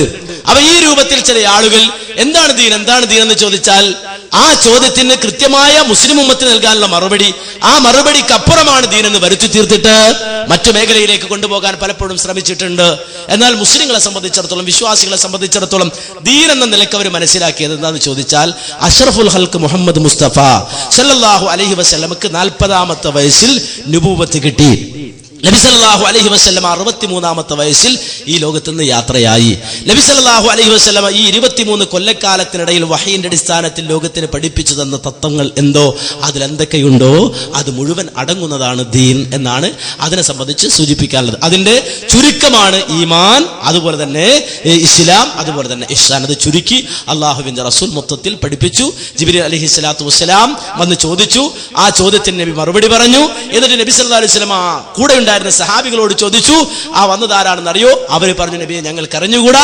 ആ സന്ദർഭത്തിൽ പറഞ്ഞത് അത് ജിബ്രീലാണ് വന്നത്, നിങ്ങൾക്ക് നിങ്ങളുടെ ദീൻ പഠിപ്പിക്കാനാണ്, ദീൻ പറഞ്ഞു തരാനാണ് ജിബ്രീൽ വന്നത് എന്ന് റസൂലുള്ളാഹി സ്വല്ലല്ലാഹു അലൈഹി വസല്ലം പറയുകയും ചെയ്തു. അതിനെ പുറത്ത് ഒരു വിഷയം തർക്കം ഉള്ളതായി തോന്നുന്നില്ല. തർക്കം ഉണ്ടാക്കിയത് മൗദൂദികളും പിന്നെ കുറെ തരീഖത്ത് പ്രസ്ഥാനക്കാരുമാണ്. ആ തർക്കത്തിലേക്ക് വിഷയം പോയിട്ടില്ലാത്തത് കൊണ്ട് ആ വിഷയത്തിലേക്ക് ഞാൻ കൂടുതൽ കയറി പറയുന്നില്ല. അപ്പോൾ ഇഹ്സാൻ എന്നുള്ളത് നമുക്ക് ഒരു മുസ്ലിമിനെ സംബന്ധിച്ച് പറയുകയാണെങ്കിൽ നമ്മൾ കൂടുതൽ ചർച്ച ചെയ്യേണ്ട ആവശ്യമില്ല എന്നുള്ളതാണോ? അല്ല, അങ്ങനെ പറഞ്ഞില്ല. ഇഹ്സാൻ എന്ന് പറഞ്ഞാൽ ചർച്ച ചെയ്യേണ്ടതില്ല എന്ന് ഞാൻ പറഞ്ഞില്ല. ഇസ്ലാം വളരെ വ്യക്തമായി പഠിപ്പിച്ചതാണ്. ജിബ്രീൽ അലൈഹി സ്വലാത്തു വസ്സലാം നബിയുടെ അടുക്കൽ വന്നു. ചോദ്യം 1, മൽ ഈമാൻ, എന്താണ് ഈമാൻ? നബി മറുപടി പറഞ്ഞു. അത് വിശ്വാസികൾ മാറ്റിവെക്കുവോ? ഇല്ല. രണ്ടാമത്തെ ചോദ്യം മൽ ഇസ്ലാം, ഇസ്ലാം എന്താണ്? നബി സല്ലല്ലാഹു അലൈഹി വസല്ലം മറുപടി പറഞ്ഞു. നമ്മളത് മാറ്റിവെക്കുവോ? ഇല്ല. മൂന്നാമത്തെ ചോദ്യം മൽ ഇഹ്സാൻ, ഇഹ്സാൻ എന്താണ്? ഈമാൻ എന്ത്, ഇസ്ലാം എന്ത് ചോദിച്ച പോലെ ഇഹ്സാൻ എന്ത്? നബി മറുപടി പറഞ്ഞു. അൻത അബ്ദുല്ലാഹ കഅന്നക തറാഹു ഫഇൻ ലം തകുൻ തറാഹു ഫഇന്നഹു യറാക് എന്ന് മറുപടി പറഞ്ഞു. പിന്നെ അത് മാറ്റിവെക്കേണ്ട കാര്യം നമ്മൾ സ്വീകരിക്കലാണ് ആ വിഷയത്തിൽ ചെയ്യേണ്ടത്. അപ്പോൾ നമ്മളിപ്പോൾ അതേപോലെ ഇസ്ലാം കാര്യം പറഞ്ഞല്ലോ, നമ്മുടെ ഒരുപാട് ശാഖകൾ വരികയാണ് ഇസ്ലാമിൽ. നിസ്കാരത്തിൽ സുന്നത്ത് നിസ്കാരം, പിന്നെ ഫർള് നിസ്കാരം, ഗ്രഹണ നിസ്കാരം, ഒരുപാട് നിസ്കാരത്തിന് ശാഖകൾ വരികയാണ്. അതേപോലെ തന്നെ ഈമാൻ കാര്യം, നോമ്പിൽ അങ്ങനെ വരുന്നുണ്ട്, ഹജ്ജ് എന്ന് നമ്മുടെ കർമ്മപരമായ കാര്യത്തിൽ വരുമ്പോൾ ഈമാൻ കാര്യത്തിലും നമ്മൾ അങ്ങനെ ഒരുപാട് കാര്യങ്ങൾ പഠിപ്പിക്കുകയാണ്. മലക്കുകൾ, ഏത് മലക്കുകൾ, 10 മലക്കുകൾ, പിന്നെ ഒരുപാട് മലക്കുകളെയും അതേപോലെ തന്നെ നമ്മുടെ വിശ്വാസ കാര്യങ്ങളെക്കുറിച്ച് പഠിക്കുകയാണ്. ഈ ഇഹ്സാൻ എന്നുള്ള കാര്യത്തിൽ ഒരു വാക്കിൽ മാത്രം ഒതുക്കുകയാണ്, നിങ്ങൾ അള്ളാഹുവിനെ കാണുമാറ് നിങ്ങൾ ആരാധിക്കുക. ഇത് എങ്ങനെയാണ്? അത് മാത്രം പഠിച്ചാൽ മതിയോ, അതാണോ എന്നാണ്? ഇഹ്സാൻ എന്ന് പറഞ്ഞാൽ അത് വളരുന്നില്ല എന്നാണ് ഒരു പരാതി. ഇഹ്സാൻ വളരുന്നില്ല. ഈമാനും ഇസ്ലാമും വളരുന്നുവെങ്കിൽ അതിന് ശാഖകളും ഉപശാഖകളും ഉണ്ട് എങ്കിൽ ഈ ഈമാനും ഇസ്ലാമും ഏതെല്ലാം ശാഖകളിലേക്ക് വളർന്നിട്ടുണ്ടോ ആ ശാഖകളിലേക്ക് മുഴുവൻ വ്യാപിച്ചതാണ് ഇഹ്സാൻ. മനസ്സിലായോ? അപ്പോ ഇഹ്സാനെ സംബന്ധിച്ചിടത്തോളം ഈമാനും ഇസ്ലാമും വളർന്നിട്ടുണ്ടെങ്കിൽ ഈമാനും ഇസ്ലാമും ശാഖകളും ഉപശാഖകളുമായി വളർന്നിട്ടുള്ള ഏതെല്ലാം മേഖലകളുണ്ടോ ആ മേഖലകളിൽ മുഴുവനും വ്യാപിച്ച ഒന്നാണ് എന്ത്? ഇഹ്സാൻ. അതുകൊണ്ട് ഇഹ്സാൻ വളർച്ചയില്ലാത്തതാണെന്നല്ല പറഞ്ഞത്, നേരെ മറിച്ച് ഇഹ്സാൻ മറ്റ് മേഖലകൾ വളർന്നെടുത്തൊക്കെ ഉള്ളതാണ്. അപ്പോൾ ഈ ഇഹ്സാൻ എന്നുള്ളത് എവിടുന്ന് വരുന്നു, എങ്ങനെയാണ്? നമ്മുടെ ഉദാഹരണത്തിന് പറയുകയാണെങ്കിൽ ഞാൻ ക്ലിയർ ആക്കുന്നതെന്ന് പറഞ്ഞാൽ, നമ്മുടെ ആദ്യം ഞാൻ പറഞ്ഞു ഫിസിക്കലായിട്ട് നമ്മൾ ചെയ്യുന്ന കാര്യം ഈ ഇസ്ലാം, അത് ഏറ്റവും ലളിതമായി നമുക്ക് മനസ്സിലാക്കാവുന്ന രൂപത്തിലാണ് പറഞ്ഞത്. എന്താണ് ഇഹ്സാൻ? നബി ഒരു കാര്യം പറഞ്ഞതിനപ്പുറത്തേക്ക് നമ്മളൊരു കാര്യം പറയാൻ പാടുണ്ടോ? അതാണ് മെയിൻ വിഷയം. നമ്മെ സംബന്ധിച്ചിടത്തോളം നമുക്ക് നിൽക്കാൻ കഴിയണം. എവിടെ നിൽക്കാൻ കഴിയണം? റസൂലുള്ളാഹി സ്വല്ലല്ലാഹു അലൈഹി വസല്ലം പറഞ്ഞെടുത്ത് നിൽക്കാൻ കഴിയണം. അവിടെ നമ്മൾ തൃപ്തിപ്പെടണമെന്നാണ്. വിശുദ്ധ ഖുർആൻ പറഞ്ഞ ഒരു വാചകം, ഫലാ വറബ്ബിക, നിന്റെ റബ്ബിനെ തന്നെ സത്യം, ലാ യുഅ്മിനൂൻ, അവർ വിശ്വാസികളാവുകയില്ല, ഹത്താ യുഹക്കിമൂക ഫീമാ ശജറ ബൈനഹും, അവർക്കിടയിൽ ഏതെങ്കിലും ഒരു വിഷയത്തിൽ അഭിപ്രായ വ്യത്യാസമുണ്ടായാൽ നബിയെ അങ്ങേ വിധികർത്താവായി അവർ സ്വീകരിക്കുന്നത് വരെ, സുമ്മ ലാ യജിദൂ ഫീ അൻഫുസിഹിം ഹറജം മിമ്മാ ഖളൈത, പിന്നെ താങ്കൾ ഒരു വിധി പറഞ്ഞാൽ ആ വിഷയത്തിൽ നീരസം അവർക്കുണ്ടാകാൻ പാടില്ല, വിഷമം ഉണ്ടാകാൻ പാടില്ല, വയുസല്ലിമൂ തസ്ലീമ, താങ്കൾ പറഞ്ഞതിന് പരിപൂർണമായും കീഴൊതുങ്ങുന്നത് വരെ അവരിൽ ഒരാളും വിശ്വാസികളാവുകയില്ല എന്ന് വിശുദ്ധ ഖുർആൻ പഠിപ്പിച്ചതാണ്. അപ്പൊ നബി ഒരു വിശദീകരണം നമുക്ക് പറഞ്ഞു തന്നു. ഇഹ്സാൻ എന്താണ്? ആർക്കത് മനസ്സിലാകാഴിക? വളരെ വ്യക്തല്ലേ? നമ്മുടെ ജീവിതത്തിൽ ഏത് തരത്തിലുള്ള ഇബാദത്തുകൾ അല്ലാഹുവിന് നാം സമർപ്പിക്കുകയാണെങ്കിലും, അത് നേരത്തെ പറഞ്ഞല്ലോ, ഈമാൻ അത് വികസിക്കും. അതിന് ശാഖകളുണ്ട്. ലാ ഇലാഹ ഇല്ലല്ലാഹ് തൗഹീദാണ് ഏറ്റവും ഉന്നതമായത്. ലാ ഇലാഹ ഇല്ലല്ലാഹ് വദനഹ ഇമാതത്തുൽ അദാ അനിത് തരീഖ്, ഏറ്റവും താഴെയുള്ളത് വഴിയിൽ നിന്നുള്ള ഉപദ്രവം നീക്കലാണ്. മാത്രമല്ല 700ഓളം ശാഖകൾ എണ്ണിപ്പറഞ്ഞ പണ്ഡിതന്മാരുണ്ട്. വിശ്വാസത്തിന്റെ 700ലധികം ശാഖകളെ എണ്ണിപ്പറഞ്ഞ പണ്ഡിതന്മാരുണ്ട്. ഈ ശാഖകളെ മുഴുവനും വ്യാപിക്കുന്ന ഒന്നാണ് ഇഹ്സാൻ. എല്ലാ രംഗത്തെയും വ്യാപിക്കാണ്. കാരണം ഞാൻ ഇവിടെ പറയുമ്പോഴും, ഞാൻ പ്രസംഗിക്കുമ്പോഴും, ഞാൻ അള്ളാഹുവിന് ഇബാദത്ത് സമർപ്പിച്ചുകൊണ്ട് സുജൂദിൽ കഴിയുമ്പോഴും, അതുപോലെ നമസ്കരിക്കുമ്പോഴും, എന്റെ കൊടുക്കുകളിൽ മുഴുവനും അത് മനസ്സിൽ അള്ളാഹുവിനെ സമർപ്പിച്ചുകൊണ്ട്, റബ്ബിനെ സമർപ്പിച്ചുകൊണ്ട്, അള്ളാഹ് എന്നെ കാണുന്നു എന്ന രൂപത്തിൽ, അള്ളാഹു എന്നെ കാണുന്നു, ഞാൻ അള്ളാഹുവിനെ കാണുന്നത് പോലെയാണ് ചെയ്യുന്നത്. എനിക്ക് കാണാൻ കഴിയുന്നുണ്ടോ? കണ്ണുകൊണ്ടില്ല. പക്ഷേ അതുപോലെയാണ് ഞാൻ പ്രവർത്തിക്കുന്നത്. എനിക്ക് അള്ളാഹിനെ കാണാൻ കഴിയുന്നില്ലെങ്കിലും അള്ളാഹ് എന്നെ കാണുന്നുണ്ട് എന്ന ബോധത്തോടെ അമലുകൾ പ്രവർത്തിക്കുക, ഇബാദത്തുകൾ ചെയ്യുക, ഈ ലോകത്ത് അങ്ങനെ ജീവിക്കുക, കഴിച്ചുകൂട്ടുക. അതാണ് ഇഹ്സാനിയത്ത് എന്ന് പറഞ്ഞാൽ. ആ ഇഹ്സാനിയത്ത് വിശ്വാസികൾക്കുണ്ടാകണം. എന്നാൽ നബി പറഞ്ഞതിനപ്പുറത്തേക്ക് ഇഹ്സാൻ എന്ന വാക്കിനെ, മുഹ്സിൻ എന്ന വാക്കിനെ, വിശുദ്ധ ഖുർആൻ പറഞ്ഞ വാക്കുകളെ തരീഖത്ത് പ്രസ്ഥാനങ്ങൾ വഴിതിരിച്ചു കൊണ്ടുപോയിട്ടുണ്ട് എന്നത് ഒരു യാഥാർത്ഥ്യമാണ്. ഏത് ഭാഗത്തിലേക്കാണ് നിങ്ങൾ വിരൽ ചൂണ്ടുന്നത് എന്ന് മനസ്സിലാകാത്തത് കൊണ്ട് അതിനെ സംബന്ധിച്ച് ആ രൂപത്തിൽ പിന്നെ പറയാൻ കഴിയില്ല. ഈ താങ്കൾ ഏതാണ് ഉദ്ദേശിക്കുന്നത്? ഇഹ്സാൻ എന്ന് പറഞ്ഞാൽ ഇതാണ്. പിന്നെ അതിനെ ദുർവ്യാഖ്യാനിച്ചവർ ഏത് രൂപത്തിൽ ദുർവ്യാഖ്യാനിച്ചിട്ടുണ്ട് എന്ന് പറയണമെങ്കിൽ അതിലേക്ക് എന്തെങ്കിലും സൂചന കിട്ടണം. ആ സൂചന ഒന്നും കിട്ടിയിട്ടില്ല. അതുകൊണ്ട് ഇഹ്സാൻ എന്ന് പറഞ്ഞാൽ ഇങ്ങനെയാണ് എന്നാണ് മനസ്സിലാക്കേണ്ടത്. അബ്ദുസ്സലാം എന്നാണ് എൻ്റെ പേര്. ശിർക്ക് ചെയ്യുന്ന ആൾക്കാർ അവർ ജാറങ്ങളിലും അവിടെ എവിടെയൊക്കെ പോയി പ്രാർത്ഥിക്കുന്ന അവസരത്തിൽ അവർക്കതിന് പ്രതിഫലം കിട്ടുന്നതായിട്ട് അവർ പറയുന്നു. അല്ലാഹു സുബ്ഹാനഹു വ തആല മനുഷ്യന് യാതൊരു ബുദ്ധിമുട്ടും കൊടുക്കാതെ ജീവിക്കാനാണ് അനുവദിച്ചിരിക്കുന്നത്. അപ്പോൾ അള്ളാഹു ഇത് ശിർക്കാണെന്ന് അറിഞ്ഞുകൊണ്ട് എന്തിനവർക്ക് സഹായം ചെയ്തു കൊടുക്കുന്നു? ഇതാണ് എൻ്റെ ചോദ്യം. ഒന്ന് നമ്മൾ മനസ്സിലാക്കേണ്ടതെന്ന് ചോദിച്ചാൽ, ഒരു കാര്യം അള്ളാഹ് ചെയ്താൽ അതെന്തുകൊണ്ട് ഇത് ചോദിക്കാൻ പറ്റില്ല എന്നാ. ലാ യുസ്അലു അമ്മാ യഫ്അലു വഹും യുസ്അലൂന എന്നാണ്. അല്ലാഹു സുബ്ഹാനഹു വ തആല എന്തെങ്കിലും ഒന്ന് ചെയ്താൽ അതെന്താ റബ്ബ് അങ്ങനെ ചെയ്തത് എന്ന് ചോദിക്കാൻ പാടില്ല എന്നാണ് ഇസ്ലാമിന്റെ നിയമം. അങ്ങനെ ചോദിക്കാൻ പാടില്ല എന്ന്. പിന്നെ അല്ലാഹു സുബ്ഹാനഹു വ തആല ചെയ്യുന്ന കാര്യങ്ങൾക്ക് അല്ലാഹു അവൻ്റെതായ ഹിക്മത്തുകൾ ഉണ്ടാകും. റബ്ബിനെ സംബന്ധിച്ചിടത്തോളം അവൻ്റെതായ ഉദ്ദേശങ്ങൾ ഉണ്ടാകും. എത്രത്തോളം എന്ന് ചോദിച്ചാൽ നമുക്കറിയാം, മഹാനായ ഇബ്രാഹിം അലൈഹിസ്സലാത്തു വസ്സലാം, ആ ഇബ്രാഹിം നബി അലൈഹിസ്സലാത്തു വസ്സലാം അല്ലാഹുവിനോട് പ്രാർത്ഥിച്ചു, വർസുഖ് അഹ്ലഹു മിനത്ത് തമറാത്ത് മൻ ആമന ബില്ലാഹ്, അല്ലാഹുവേ നിന്നിൽ വിശ്വസിച്ച ആളുകൾക്ക് ഈ നാട്ടിൽ നീ കായികനികൾ കൊടുക്കണം എന്നാ. ആരുടെ പ്രാർത്ഥന? ഇബ്രാഹിം നബിയുടെ പ്രാർത്ഥന. വിശ്വാസികൾക്ക് കൊടുക്ക് അല്ലാഹ്, വിശ്വാസികൾക്ക് ഈ നാട്ടിൽ മക്കയിലുള്ള വിശ്വാസികളായ ഈമാനുള്ള ആളുകൾക്ക് നല്ല കായികനികൾ കൊടുക്കല്ല എന്നാണ് ഇബ്രാഹിം നബി അലൈഹി സ്വലാത്തു വസ്സലാം പ്രാർത്ഥിച്ചത്. അങ്ങനെ മനസ്സുള്ളത് തെറ്റല്ല. ആ ചോദ്യം അവിടുന്ന് വന്നത്. ഇവിടെ വിശ്വാസിക്ക് കൊടുത്താൽ പോരെ, എന്തിനാ വിശ്വാസിക്ക് കൊടുക്കണമെന്നാണ് ചിന്തിച്ചത്. അതുകൊണ്ടാണ് ചോദിക്കണത്, എന്തിനാണ് ഈ ജാറത്തിലേക്ക് പോയി നടക്കണം? അള്ളാഹിനോട് നന്ദികേട് കാണിക്കുന്ന, അള്ളാഹു കൊടുത്ത നിഅമത്തുകൾക്ക് ഒരു നന്ദിയും കാണിക്കാത്ത ഈ മനുഷ്യരെ അള്ളാഹ് എന്തിനാ പരിഗണിക്കണത് എന്നാ ചോദ്യം. അത് അള്ളാഹുവിന്റെ റഹ്മത്ത് എന്ന വിശാലമായ ആ അവന്റെ സിഫത്ത് അവനുള്ളത് കൊണ്ടാണ്. അത് റബ്ബിന്റെ പ്രത്യേകതയാണ്. അള്ളാഹുവിനെ മാത്രം ആരാധിക്കുന്നവരെ അല്ല അള്ളാഹ് പരിഗണിച്ചത്. നേരെ മറിച്ച് ദുനിയാവ് എന്ന് പറഞ്ഞ എല്ലാവർക്കും അള്ളാഹ് കൊടുത്തു. അതുകൊണ്ടാണ് ഇബ്രാഹിം നബി പ്രാർത്ഥിച്ചപ്പോൾ അള്ളാഹ് പറയാ, മറുപടി കൊടുക്കുക ഇബ്രാഹിം നബിക്ക്, ഓ ഇബ്രാഹിം, വിശ്വസിച്ചവർക്ക് മാത്രമല്ല, വമൻ കഫറ, അവിശ്വസിച്ചവർക്ക് ഞാൻ കൊടുക്കും ഇബ്രാഹിമേ. അവർക്കും ദുനിയാവ് ഞാൻ കൊടുക്കും. കാരണം ദുനിയാവേ അവർക്കുള്ളൂ, പരലോകം അവർക്കില്ല. അതുകൊണ്ട് ഇവിടെ അവർക്ക് ഞാൻ കൊടുക്കും, അവിശ്വസിച്ചവർക്കും കൊടുക്കുമെന്ന് അല്ലാഹു സുബ്ഹാനഹു വ തആല മറുപടി പറയാൻ. അത് റബ്ബിന്റെ കാരുണ്യമാണ്, റബ്ബിന്റെ കാരുണ്യമാണ്. ദുനിയാവിൽ അള്ളാഹുവിന്റെ അനുഗ്രഹം ആസ്വദിച്ചുകൊണ്ട് ദൈവത്തെ നിഷേധിക്കുന്ന ആളുകളുണ്ട്, പടച്ചവനെ എതിർക്കുന്ന ആളുകളുണ്ട്. പടച്ചവനില്ല എന്ന് പറയുന്നുണ്ട്. പടച്ചവനില്ല, സൃഷ്ടാവില്ല എന്ന് പറയുന്നത് അള്ള കൊടുത്ത നാക്കൊണ്ടാണ്, അള്ള കൊടുത്ത വായു ശ്വസിച്ചിട്ടാണ്, അള്ള കൊടുത്ത വെള്ളം കുടിച്ചിട്ടാണ്, അള്ള കൊടുത്ത ഭക്ഷണം കഴിച്ചിട്ടാണ് അവൻ പറയുന്നത് അള്ള ഇല്ല എന്ന് പറഞ്ഞു. മാത്രല്ല മുദ്രാവാക്യം വിളിക്കാണ്, സ്വർഗത്തിൽ വെച്ചെങ്ങാനും ദൈവത്തെ കണ്ടാൽ മുട്ടി ചുരുട്ടി മൂക്കിലടിക്കും. മുദ്രാവാക്യം വിളിക്കാണ്. അതെങ്ങനെ വിളിച്ച? അള്ള കൊടുത്ത ആരോഗ്യം, അള്ള കൊടുത്ത സംസാരശേഷി. ഇത് കേട്ടിട്ടും അല്ലാഹു സുബ്ഹാനഹു വ തആല അവൻ റഹ്മാനാണ്. റഹ്മാൻ എന്ന് പറഞ്ഞാൽ വിശ്വസിച്ചവർക്കും അവിശ്വസിച്ചവർക്കും എല്ലാവർക്കും അവനോട് കാരുണ്യമും, അവരോട് മുഴുവനും റബ്ബ് സുബ്ഹാനഹു വ തആല കാരുണ്യം നൽകി. റഹ്മത്തി വസിഅത് കുല്ല ശൈ, എല്ലാ വസ്തുക്കളുടെ മേലും എന്റെ റഹ്മത്ത്, കാരുണ്യം വിശാലമാണ്. ആ റഹ്മത്തിന്റെ കാരുണ്യത്തിന്റെ ഭാഗമാണെന്ന് മനസ്സിലാക്കുക. അതുകൊണ്ടാണ് അള്ളാഹു മനുഷ്യനെ ചൂണ്ടി പറഞ്ഞത്, മനുഷ്യൻ എന്ന് പറഞ്ഞാൽ ഇന്നൽ ഇൻസാന ലിറബ്ബിഹി ലകനൂദ്, മനുഷ്യൻ എന്ന് പറഞ്ഞ റബ്ബിനോട് തീരെ നന്ദിയില്ലാത്തവനാണ്, നന്ദി കെട്ടവനാണ്. ഒരു മൃഗത്തെ അള്ളാഹു സത്യം ചെയ്തുകൊണ്ടാ പറഞ്ഞത്, കുതിര എന്ന മൃഗത്തെ സത്യം ചെയ്തിട്ടാ പറഞ്ഞത്. മനുഷ്യൻ എന്ന മൃഗം ഉണ്ടല്ലോ, ആ മൃഗം അള്ളാഹുവിനോട് തീരെ നന്ദി കെട്ടവനാണ് എന്ന് അള്ളാഹു സുബ്ഹാനഹു വ തആല പറയാ. അള്ളാഹ് കൊടുത്ത നിഅമത്തില് ഒന്ന് അത് ഓർത്താൽ ഒരു മനുഷ്യന് പറയാൻ പറ്റും അള്ളയില്ലാത്തോട് പ്രാർത്ഥിക്കാം എന്ന്? അത് ഓർക്കുന്ന മനുഷ്യന് ഖുത്ബിയ്യത്ത് തരാൻ പറ്റുമോ? അള്ള കൊടുത്ത നിയമത്തൊന്ന് ചെറുത്, അത് ചിന്തിച്ച ആളെ സംബന്ധിച്ചിടത്തോളം ഒരു അമുസ്ലിമിനെ കൊണ്ടുപോയി കബറടക്കിയിട്ട് അവിടെ പോയിട്ട് പ്രാർത്ഥിക്കാൻ പറ്റുമോ? നിങ്ങൾ ആലോചിച്ച് നോക്കണേ. അപ്പോ ഇതൊന്നുമല്ല പ്രശ്നം. ദുനിയാവും അതിൽ തന്നെ ചില ആളുകൾ തീരുമാനിച്ചാൽ അല്ലാഹു സുബ്ഹാനഹു വ തആല അവരുടെ കാര്യത്തിൽ ദുനിയാവിൽ ഒരല്പം ഐശ്വര്യമൊക്കെ കൊടുക്കുന്നതാണ്, ഒരല്പം സൗകര്യമൊക്കെ കൊടുത്താൽ ഇച്ചിരി അനുഭവിച്ചോട്ടെ എന്നാ. അതാ നബി സല്ലല്ലാഹു അലൈഹി വസല്ലമ വരെ അവിശ്വാസികളുടെ ഈ അവസ്ഥ കണ്ടിട്ട് നബി വരെ ആഗ്രഹിച്ചു എന്നാണ്, എന്റെ അബൂജഹലുള്ളത് പോലെ പടച്ചവനെ കുറെ പൈസ ഒക്കെ ഉണ്ടായിരുന്നെങ്കിൽ ഉഷാറായിരുന്നു എന്നാ.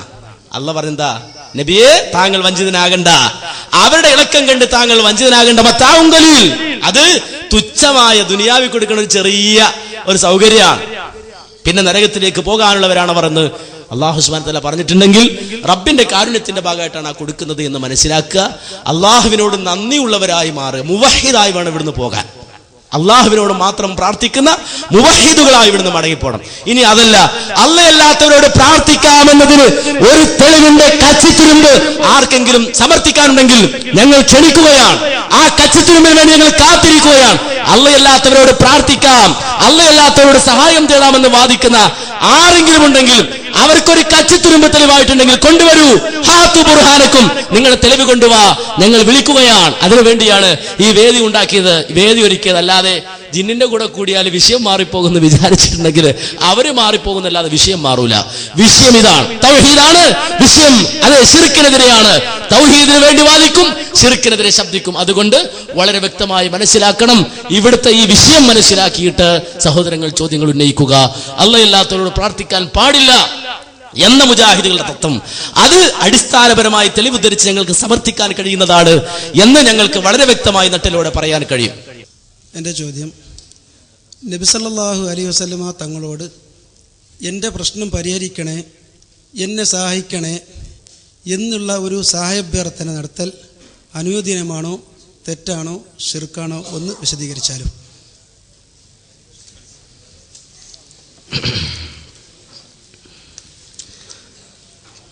ലോകത്ത് അള്ളാഹുവിന്റെ പ്രവാചകന്മാർ കടന്നു വന്നത് എന്തിനാണ് വന്നത്? തൗഹീദ് പറയാനാണ്. വിശുദ്ധ ഖുർആൻ വളരെ വ്യക്തമായി പറഞ്ഞു, വമാ അർസൽനാ മിൻ ഖബലിക മിർ റസൂലിൻ ഇല്ലാ നൂഹി ഇലൈഹി അന്നഹു ലാ ഇലാഹ ഇല്ലാ അന ഫഅബ്ദൂൻ. ഓ മുഹമ്മദ് നബിയെ, താങ്കൾക്ക് മുമ്പ് അയക്കപ്പെട്ട മുഴുവൻ പ്രവാചകന്മാരും ആ പ്രവാചകന്മാരെല്ലാം പറഞ്ഞത് പഠിപ്പിച്ചത് ലാ ഇലാഹ ഇല്ലല്ലയാണ്. പക്ഷെ ലോകത്ത് കണ്ട ഒരു വിരോധാഭാസം, ഇബ്രാഹിം നബിയാണ് ഏറ്റവും ശക്തമായി തൗഹീദ് പറഞ്ഞത്. പക്ഷെ മുഹമ്മദ് മുസ്തഫ സല്ലല്ലാഹു അലൈഹി വസല്ലമ മക്കയിൽ കടന്നു വന്നു. വിശുദ്ധമായ കഅബാലയത്തിന്റെ സമീപത്ത് നബി സല്ലല്ലാഹു അലൈഹി വസല്ലമ കടന്നു വന്നിട്ട് ഇസ്ലാമിക പ്രബോധനം നടത്തുമ്പോ വിശുദ്ധമായ കഅബാലയത്തിന്റെ ഉള്ളിൽ ഇബ്രാഹിം നബിയുടെ വിഗ്രഹം ഉണ്ടായിരുന്നു. ഇമാം ബുഖാരി റിപ്പോർട്ട് ചെയ്യുന്ന ഹദീസിൽ കാണാം, ഇബ്നു അബ്ബാസ് റളിയല്ലാഹു അൻഹു ദഖല നബി സല്ലല്ലാഹു അലൈഹി വസല്ലം അൽ ബൈത, നബി സല്ലല്ലാഹു അലൈഹി വസല്ലം വിശുദ്ധ കഅബാലയത്തിൽ പ്രവേശിച്ചു. ഫവജദ ഫീഹി സൂറത ഇബ്രാഹിം വ സൂറത മറിയം. അപ്പോൾ കഅബാലയത്തിനുള്ളിൽ രണ്ട് രൂപങ്ങൾ, ഒന്ന് മറിയമിന്റെ രൂപവും മറ്റൊന്ന് ഖലീലുല്ലാഹി ഇബ്രാഹിം അലൈഹിസ്സലാത്തു വസ്സലാമിന്റെ രൂപവും. നബി അവരോട് ചോദിക്കുകയാണ്, അമാലഹും ഫഖദ് സമിഉ അന്നൽ മലായികത ലാ തദ്ഖുലു ബൈതൻ ഫീഹി സൂറ. എന്ത് പറ്റി നിങ്ങൾക്ക്? എന്ത് സംഭവിച്ചു? നിങ്ങൾക്ക് അറിഞ്ഞുകൂടെ ഈ പ്രതിഷ്ഠകളുള്ള രൂപങ്ങളുള്ള വീടുകളിൽ അള്ളാഹുവിന്റെ മാലാഖമാർ മലക്കുകൾ പ്രവേശിക്കുകയില്ല എന്ന് നിങ്ങൾക്ക് അറിഞ്ഞുകൂടെ? ഹാദാ ഇബ്രാഹിം മുസവ്വർ. ഇബ്രാഹിം അലൈഹിസ്സലാത്തു വസ്സലാം ഇവിടെ വിഗ്രഹവൽക്കരിക്കപ്പെട്ടിരിക്കുകയാണ്. എന്നിട്ട് അദ്ദേഹം പറഞ്ഞു കൊടുക്കുന്നു, ഫമാലഹു യസ്തഖ്സിമു. അദ്ദേഹം ഒരിക്കലും അമ്പു വെച്ച് രാശി നോക്കുന്ന ആളായിരുന്നില്ല. കാരണം മക്കയിലെ മുശ്രിക്കുകൾ ഒരു കാര്യം ചെയ്യാൻ തീരുമാനിച്ചാൽ നേരെ ഇബ്രാഹിം നബിയുടെ വിഗ്രഹത്തിന്റെ സമീപത്ത് വരും എന്നാണ്. ഇബ്രാഹിം നബിയുടെ വിഗ്രഹത്തിന്റെ മുതുകത്ത് ഒരു ആവനാഴി ഉണ്ട് എന്നാണ്. ആ ആവനാഴി കുറെ അമ്പുകൾ ഇട്ട് വെച്ചിട്ടുണ്ട്. ആ അമ്പിൽ ചിലതിൽ ഇഫൽ എന്ന് എഴുതി വെച്ചിട്ടുണ്ടാവും, വേറെ ചില അമ്പുകളിൽ ലാത്തഫൽ എന്ന് എഴുതി വെച്ചിട്ടുണ്ടാവും. അപ്പൊ അബൂജഹൽ ഒരു കച്ചവടം തുടങ്ങാൻ തീരുമാനിച്ചു എന്ന് സങ്കല്പിക്കാം. അബൂജഹൽ നേരെ കഅബാലയത്തിന്റെ അടുക്കൽ വന്ന് ഇബ്രാഹിം നബിയുടെ വിഗ്രഹത്തിന് മുന്നിൽ കണ്ണുകൂപ്പി കണ്ണടച്ച് നിന്നിട്ട് കൈ കൂപ്പിയിട്ട് അദ്ദേഹം എന്തെടുക്കാണ്? ഒരു അമ്പിങ് എടുക്കാണ്. കണ്ണടച്ചിട്ട് ഈ ആവനാഴി ഒരു അമ്പിങ് എടുക്കും. ഇഫൽ എന്ന എഴുന്നെഴുതിയ അമ്പ കിട്ടിയെങ്കിൽ മൂപ്പര് കച്ചവടം തുടങ്ങും. ലാത്തഫൽ എന്നെഴുതിയ അമ്പാണ് കിട്ടിയെങ്കിൽ മൂപ്പര് കച്ചവടം തുടങ്ങൂല. ഇങ്ങനെ അമ്പുകൾ കൊണ്ട് ഭാഗ്യപരീക്ഷണം നടത്തിയിരുന്ന അത് കണ്ടിട്ട് മുഹമ്മദ് നബി പറയാണെടോ, ഇബ്രാഹിം നബി ഇത് ചെയ്ത ആളല്ല, ഇബ്രാഹിം നബി ഇത് ചെയ്തിട്ടില്ല എന്ന്. ഇത് ലോകത്ത് പലരുടെ കാര്യത്തിലും ആവർത്തിച്ചിട്ടുണ്ട്. നബി സല്ലല്ലാഹു അലൈഹി വസല്ലമ തന്നെ പറഞ്ഞത് എന്താ? ഇബ്രാഹിം നബിയുടെ കാര്യത്തിൽ തന്നെ മുശ്രിക്കുകൾ പറയുന്നു, ഖാതലഹുമുല്ലാഹ് വല്ലാഹി ഇൻസ്തഖ്സമാ ബിൽ അസ്ലാമി ഖത്ത്. അല്ലാഹുവിനെ തന്നെ സത്യം, അവരെ അല്ലാഹ് നശിപ്പിക്കട്ടെ. ഇബ്രാഹിം നബിയെ കൊണ്ട് ഈ തോന്നിയാസം ചെയ്യുന്നവരെ അല്ലാഹ് നശിപ്പിക്കട്ടെ. ഒരിക്കലും അദ്ദേഹം ഈ രൂപത്തിൽ അമ്പ് കൊണ്ട് ശകരം നോക്കിയ ആളല്ല, ഭാഗ്യപരീക്ഷണം നടത്തിയ ആളല്ല എന്ന് മുഹമ്മദ് മുസ്തഫ സല്ലല്ലാഹു അലൈഹി വസല്ലം പറയാണ്. ഇവിടെ ഒരു വൈരുദ്ധ്യം എന്താണെന്നറിയോ? ഈ ഇബ്രാഹിം നബി ആരാധിക്കുന്ന ആൾക്കാരെ പറയുന്നത്, ഞങ്ങൾക്ക് ഇബ്രാഹിം നബിയോട് സ്നേഹമുള്ളതുകൊണ്ടാണ്, ഞങ്ങൾ ഇബ്രാഹിം നബിയുടെ ആൾക്കാരാണ് എന്ന്. ഞങ്ങളാ ഇബ്രാഹിം നബിയുടെ ആൾക്കാർ. കാരണം ഞങ്ങൾ കണ്ടില്ലേ, എന്ത് ചെയ്യണമെങ്കിലും ഇബ്രാഹിമിനോട് ചോദിച്ചിട്ടേ ചെയ്യുള്ളൂ. ഞങ്ങൾ ഇബ്രാഹിം നബിയുടെ ആൾക്കാരാ, ഇബ്രാഹിമിന്റെ ആൾക്കാരാണെന്ന് അവര് പറയാ, ഇബ്രാഹിമിന്റെ ആൾക്കാരാണെന്ന് നബി എതിർക്കുക. അപ്പോ ആളുകളെ തെറ്റിദ്ധരിപ്പിക്കും, ഇവൻ ഇബ്രാഹിമിനെതിരാ, നമ്മുടെ മാർഗത്തിനെതിരാ, കണ്ടോ ഇബ്രാഹിമിന്റെ അടുക്കൽ പോകരുതെന്നാണ് അയാൾ പറയുന്നത്. അങ്ങനെ തെറ്റിദ്ധരിപ്പിക്കും. മുഹമ്മദ് മുസ്തഫ സല്ലല്ലാഹു അലൈഹി വസല്ലം ഇതുപോലെ ലോകത്ത് അതിനു മുമ്പ് കഴിഞ്ഞു പോയ മുഴുവൻ ശിർക്കിനെയും എതിർത്ത് തൗഹീദ് പഠിപ്പിച്ച ആളാ. നബി വരുമ്പോൾ ലാത്തയോട് പ്രാർത്ഥിക്കുന്നവരുണ്ട്, ഉസ്സയോട് പ്രാർത്ഥിക്കുന്നവരുണ്ട്, ഹുബുല്ലാലയോട് സഹായം തേടുന്നവരുണ്ട്. നബി പറഞ്ഞു, പറ്റില്ല, കുൽ പറയണം നീ, ഇന്നമാ അദ്ഉ റബ്ബി വലാ ഉശ്രികു ബിഹി അഹദാ, ഞാൻ എന്റെ റബ്ബിനോട് മാത്രമേ പ്രാർത്ഥിക്കൂ, അവരിൽ യാതൊന്നിനെയും പങ്കുചേർക്കുകയില്ല എന്ന് പറയൂ നബിയെ. മുഹമ്മദ് നബി അത് പറഞ്ഞു, പ്രഖ്യാപിച്ചു, തന്റെ ജീവിതത്തിന്റെ അവസാന ശ്വാസം വരെ അതിനുവേണ്ടി പ്രവർത്തിച്ചു. എന്നാൽ നബി സല്ലല്ലാഹു അലൈഹി വസല്ലമയുടെ കാലഘട്ടത്തിന് ശേഷം ആ നബിയെ തന്നെ അള്ളാഹുവിനോട് മാത്രം പ്രാർത്ഥിക്കണമെന്ന് പറയാൻ വന്ന നബിയെ തന്നെ വിളിച്ചു പ്രാർത്ഥിക്കാൻ തുടങ്ങി. അങ്ങനെ വിളിച്ചു പ്രാർത്ഥിക്കാൻ പറ്റുമെന്ന? പറ്റില്ല, അത് ശിർക്കാണ്. ആരാണെങ്കിലും ശിർക്കാണ്. കേട്ടോളൂ, ഇനി അതിനുള്ള തെളിവ് കൂടി കേട്ടോളൂ. ഞങ്ങൾ മാത്രം പറയുകയല്ല, നേരെ മറിച്ച് അതെ, നമുക്കറിയാം ഉസ്താദുൽ ഹിന്ദ് ഷാഹു വലിയുല്ലാഹി ദഹ്ലവി അദ്ദേഹത്തിന്റെ ഹുജ്ജത്തുല്ലാഹിൽ ബാലിഗ എന്ന ഗ്രന്ഥത്തിൽ ശിർക്കിന്റെ ഇനങ്ങളെ സംബന്ധിച്ച് എണ്ണി പറയുകയാണ്. അൽ ഇസ്തിആനതു ബിഗൈരില്ലാഹി ഫീ ഖവാഇൽ ഹവായിജി, അല്ലാഹുവല്ലാത്തവരുടെ ആവശ്യങ്ങൾ നിറവേറുവാനുള്ള സഹായതേട്ടം, ആ സഹായതേട്ടം ശിർക്കിന്റെ ഇനങ്ങളിൽപ്പെട്ടതാണ്. വമിൻഹാ അന്നഹും കാനു യസ്തഈനൂന ബിഗൈരില്ലാഹി ഫീ ഹവായിജിഹിം, അഥവാ അവരുടെ ആവശ്യങ്ങളിൽ അവർ അല്ലാഹുവല്ലാത്തവരോട് സഹായം തേടുന്നു. ഏതെല്ലാം ആവശ്യങ്ങളിൽ? മിൻ ശിഫാഇൽ മരീലി വ ഗിനാഇൽ ഫഖീരി, അത് അവരുടെ രോഗം മാറിക്കിട്ടുവാനും അതുപോലെ തന്നെ ദാരിദ്ര്യം നീങ്ങിക്കിട്ടുവാനും അള്ളാഹുവിനോട് മാത്രം ചോദിക്കേണ്ട കാര്യങ്ങൾ അവർ പടപ്പുകളോട് ചോദിച്ചുകൊണ്ട് സഹായം തേടുകയാണ്. മാത്രമല്ല യുൻദുറൂനലഹും, അവർക്ക് അവർ നേർച്ച നേരുകയാണ്. മാത്രമല്ല യതവക്കൗന ഇൻജാഹ മഖാസിദഹും ബിതിൽകൻ നുദൂരി വയത്ലൂന അസ്മാഅഹും റജാഅ ബർക്കതിഹ, അതുപോലെ തന്നെ ഈ രൂപത്തിൽ അവരിൽ നിന്ന് ഈ രൂപത്തിലുള്ള ഗുണങ്ങൾ ലഭിക്കണമെന്ന് ആഗ്രഹിച്ചുകൊണ്ട് അവർക്ക് നേർച്ചകൾ സമർപ്പിക്കുകയാണ്. അതുപോലെ ഈ പറയപ്പെട്ട ആളുകളുടെ പേരുകൾ ബർക്കത്തിന് വേണ്ടി പറയുകയാണ്. ഫൗജബല്ലാഹു തആല, ആ സന്ദർഭത്തിൽ അല്ലാഹു സുബ്ഹാനഹു വ തആല നിർബന്ധമാക്കി അലൈഹിം, അവരുടെ മേൽ അയ്യഖൂലു ഫീ സ്വലാത്തിഹിം, അവരുടെ നമസ്കാരത്തിൽ അവർ പറയണമെന്ന്, ഇയ്യാക നഅബുദു വ ഇയ്യാക നസ്തഈൻ, ഞങ്ങൾ അല്ലാഹുവേ നിന്നെ മാത്രമേ ആരാധിക്കൂ, നിന്നോട് മാത്രമേ സഹായം തേടൂ എന്ന് പറയൽ അവരുടെ മേൽ നിർബന്ധമാക്കി എന്നാണ്. അതുകൊണ്ട് മാന്യ സഹോദരങ്ങളെ, പ്രാർത്ഥന അത് അള്ളാഹുവിനോട് മാത്രം നടത്തേണ്ടതാണ്. ഒരിക്കലും നബി സല്ലല്ലാഹു അലൈഹി വസല്ലമയോട് പ്രാർത്ഥിക്കാൻ പറ്റുകയില്ല എന്നാണ് സൂചിപ്പിക്കാനുള്ളത്. അങ്ങയുടെ തിരുനോട്ടം എന്നിലേക്ക് ഉണ്ടാകണേ എന്ന് എല്ലാ വിശ്വാസിയും പറയണമെന്ന് പരിശുദ്ധ ഖുർആൻ പറയുമ്പോൾ അത് വെറുമൊരു വിളിച്ചു പ്രാർത്ഥനയെന്നും അത് പ്രാർത്ഥനയെന്നുമാക്കിക്കൊണ്ട് ശിർക്കാക്കി നിങ്ങൾ തള്ളുന്നു. പരിശുദ്ധ ഖുർആനെയാണോ ഞങ്ങൾ അംഗീകരിക്കേണ്ടത്, അതല്ല നിങ്ങളെയാണോ അംഗീകരിക്കേണ്ടത്? വിശ്വാസികളോട് അല്ല പറഞ്ഞു, എന്താ അങ്ങയുടെ തിരുനോട്ടം ഞങ്ങളിൽ ഉണ്ടാകണേ എന്ന് പറഞ്ഞുകൊണ്ടേയിരിക്കണം എന്നാണ്. മാന്യ സഹോദരങ്ങൾ, വളരെ വിനയത്തോടെ മനസ്സിലാക്കേണ്ടത്, നമ്മള്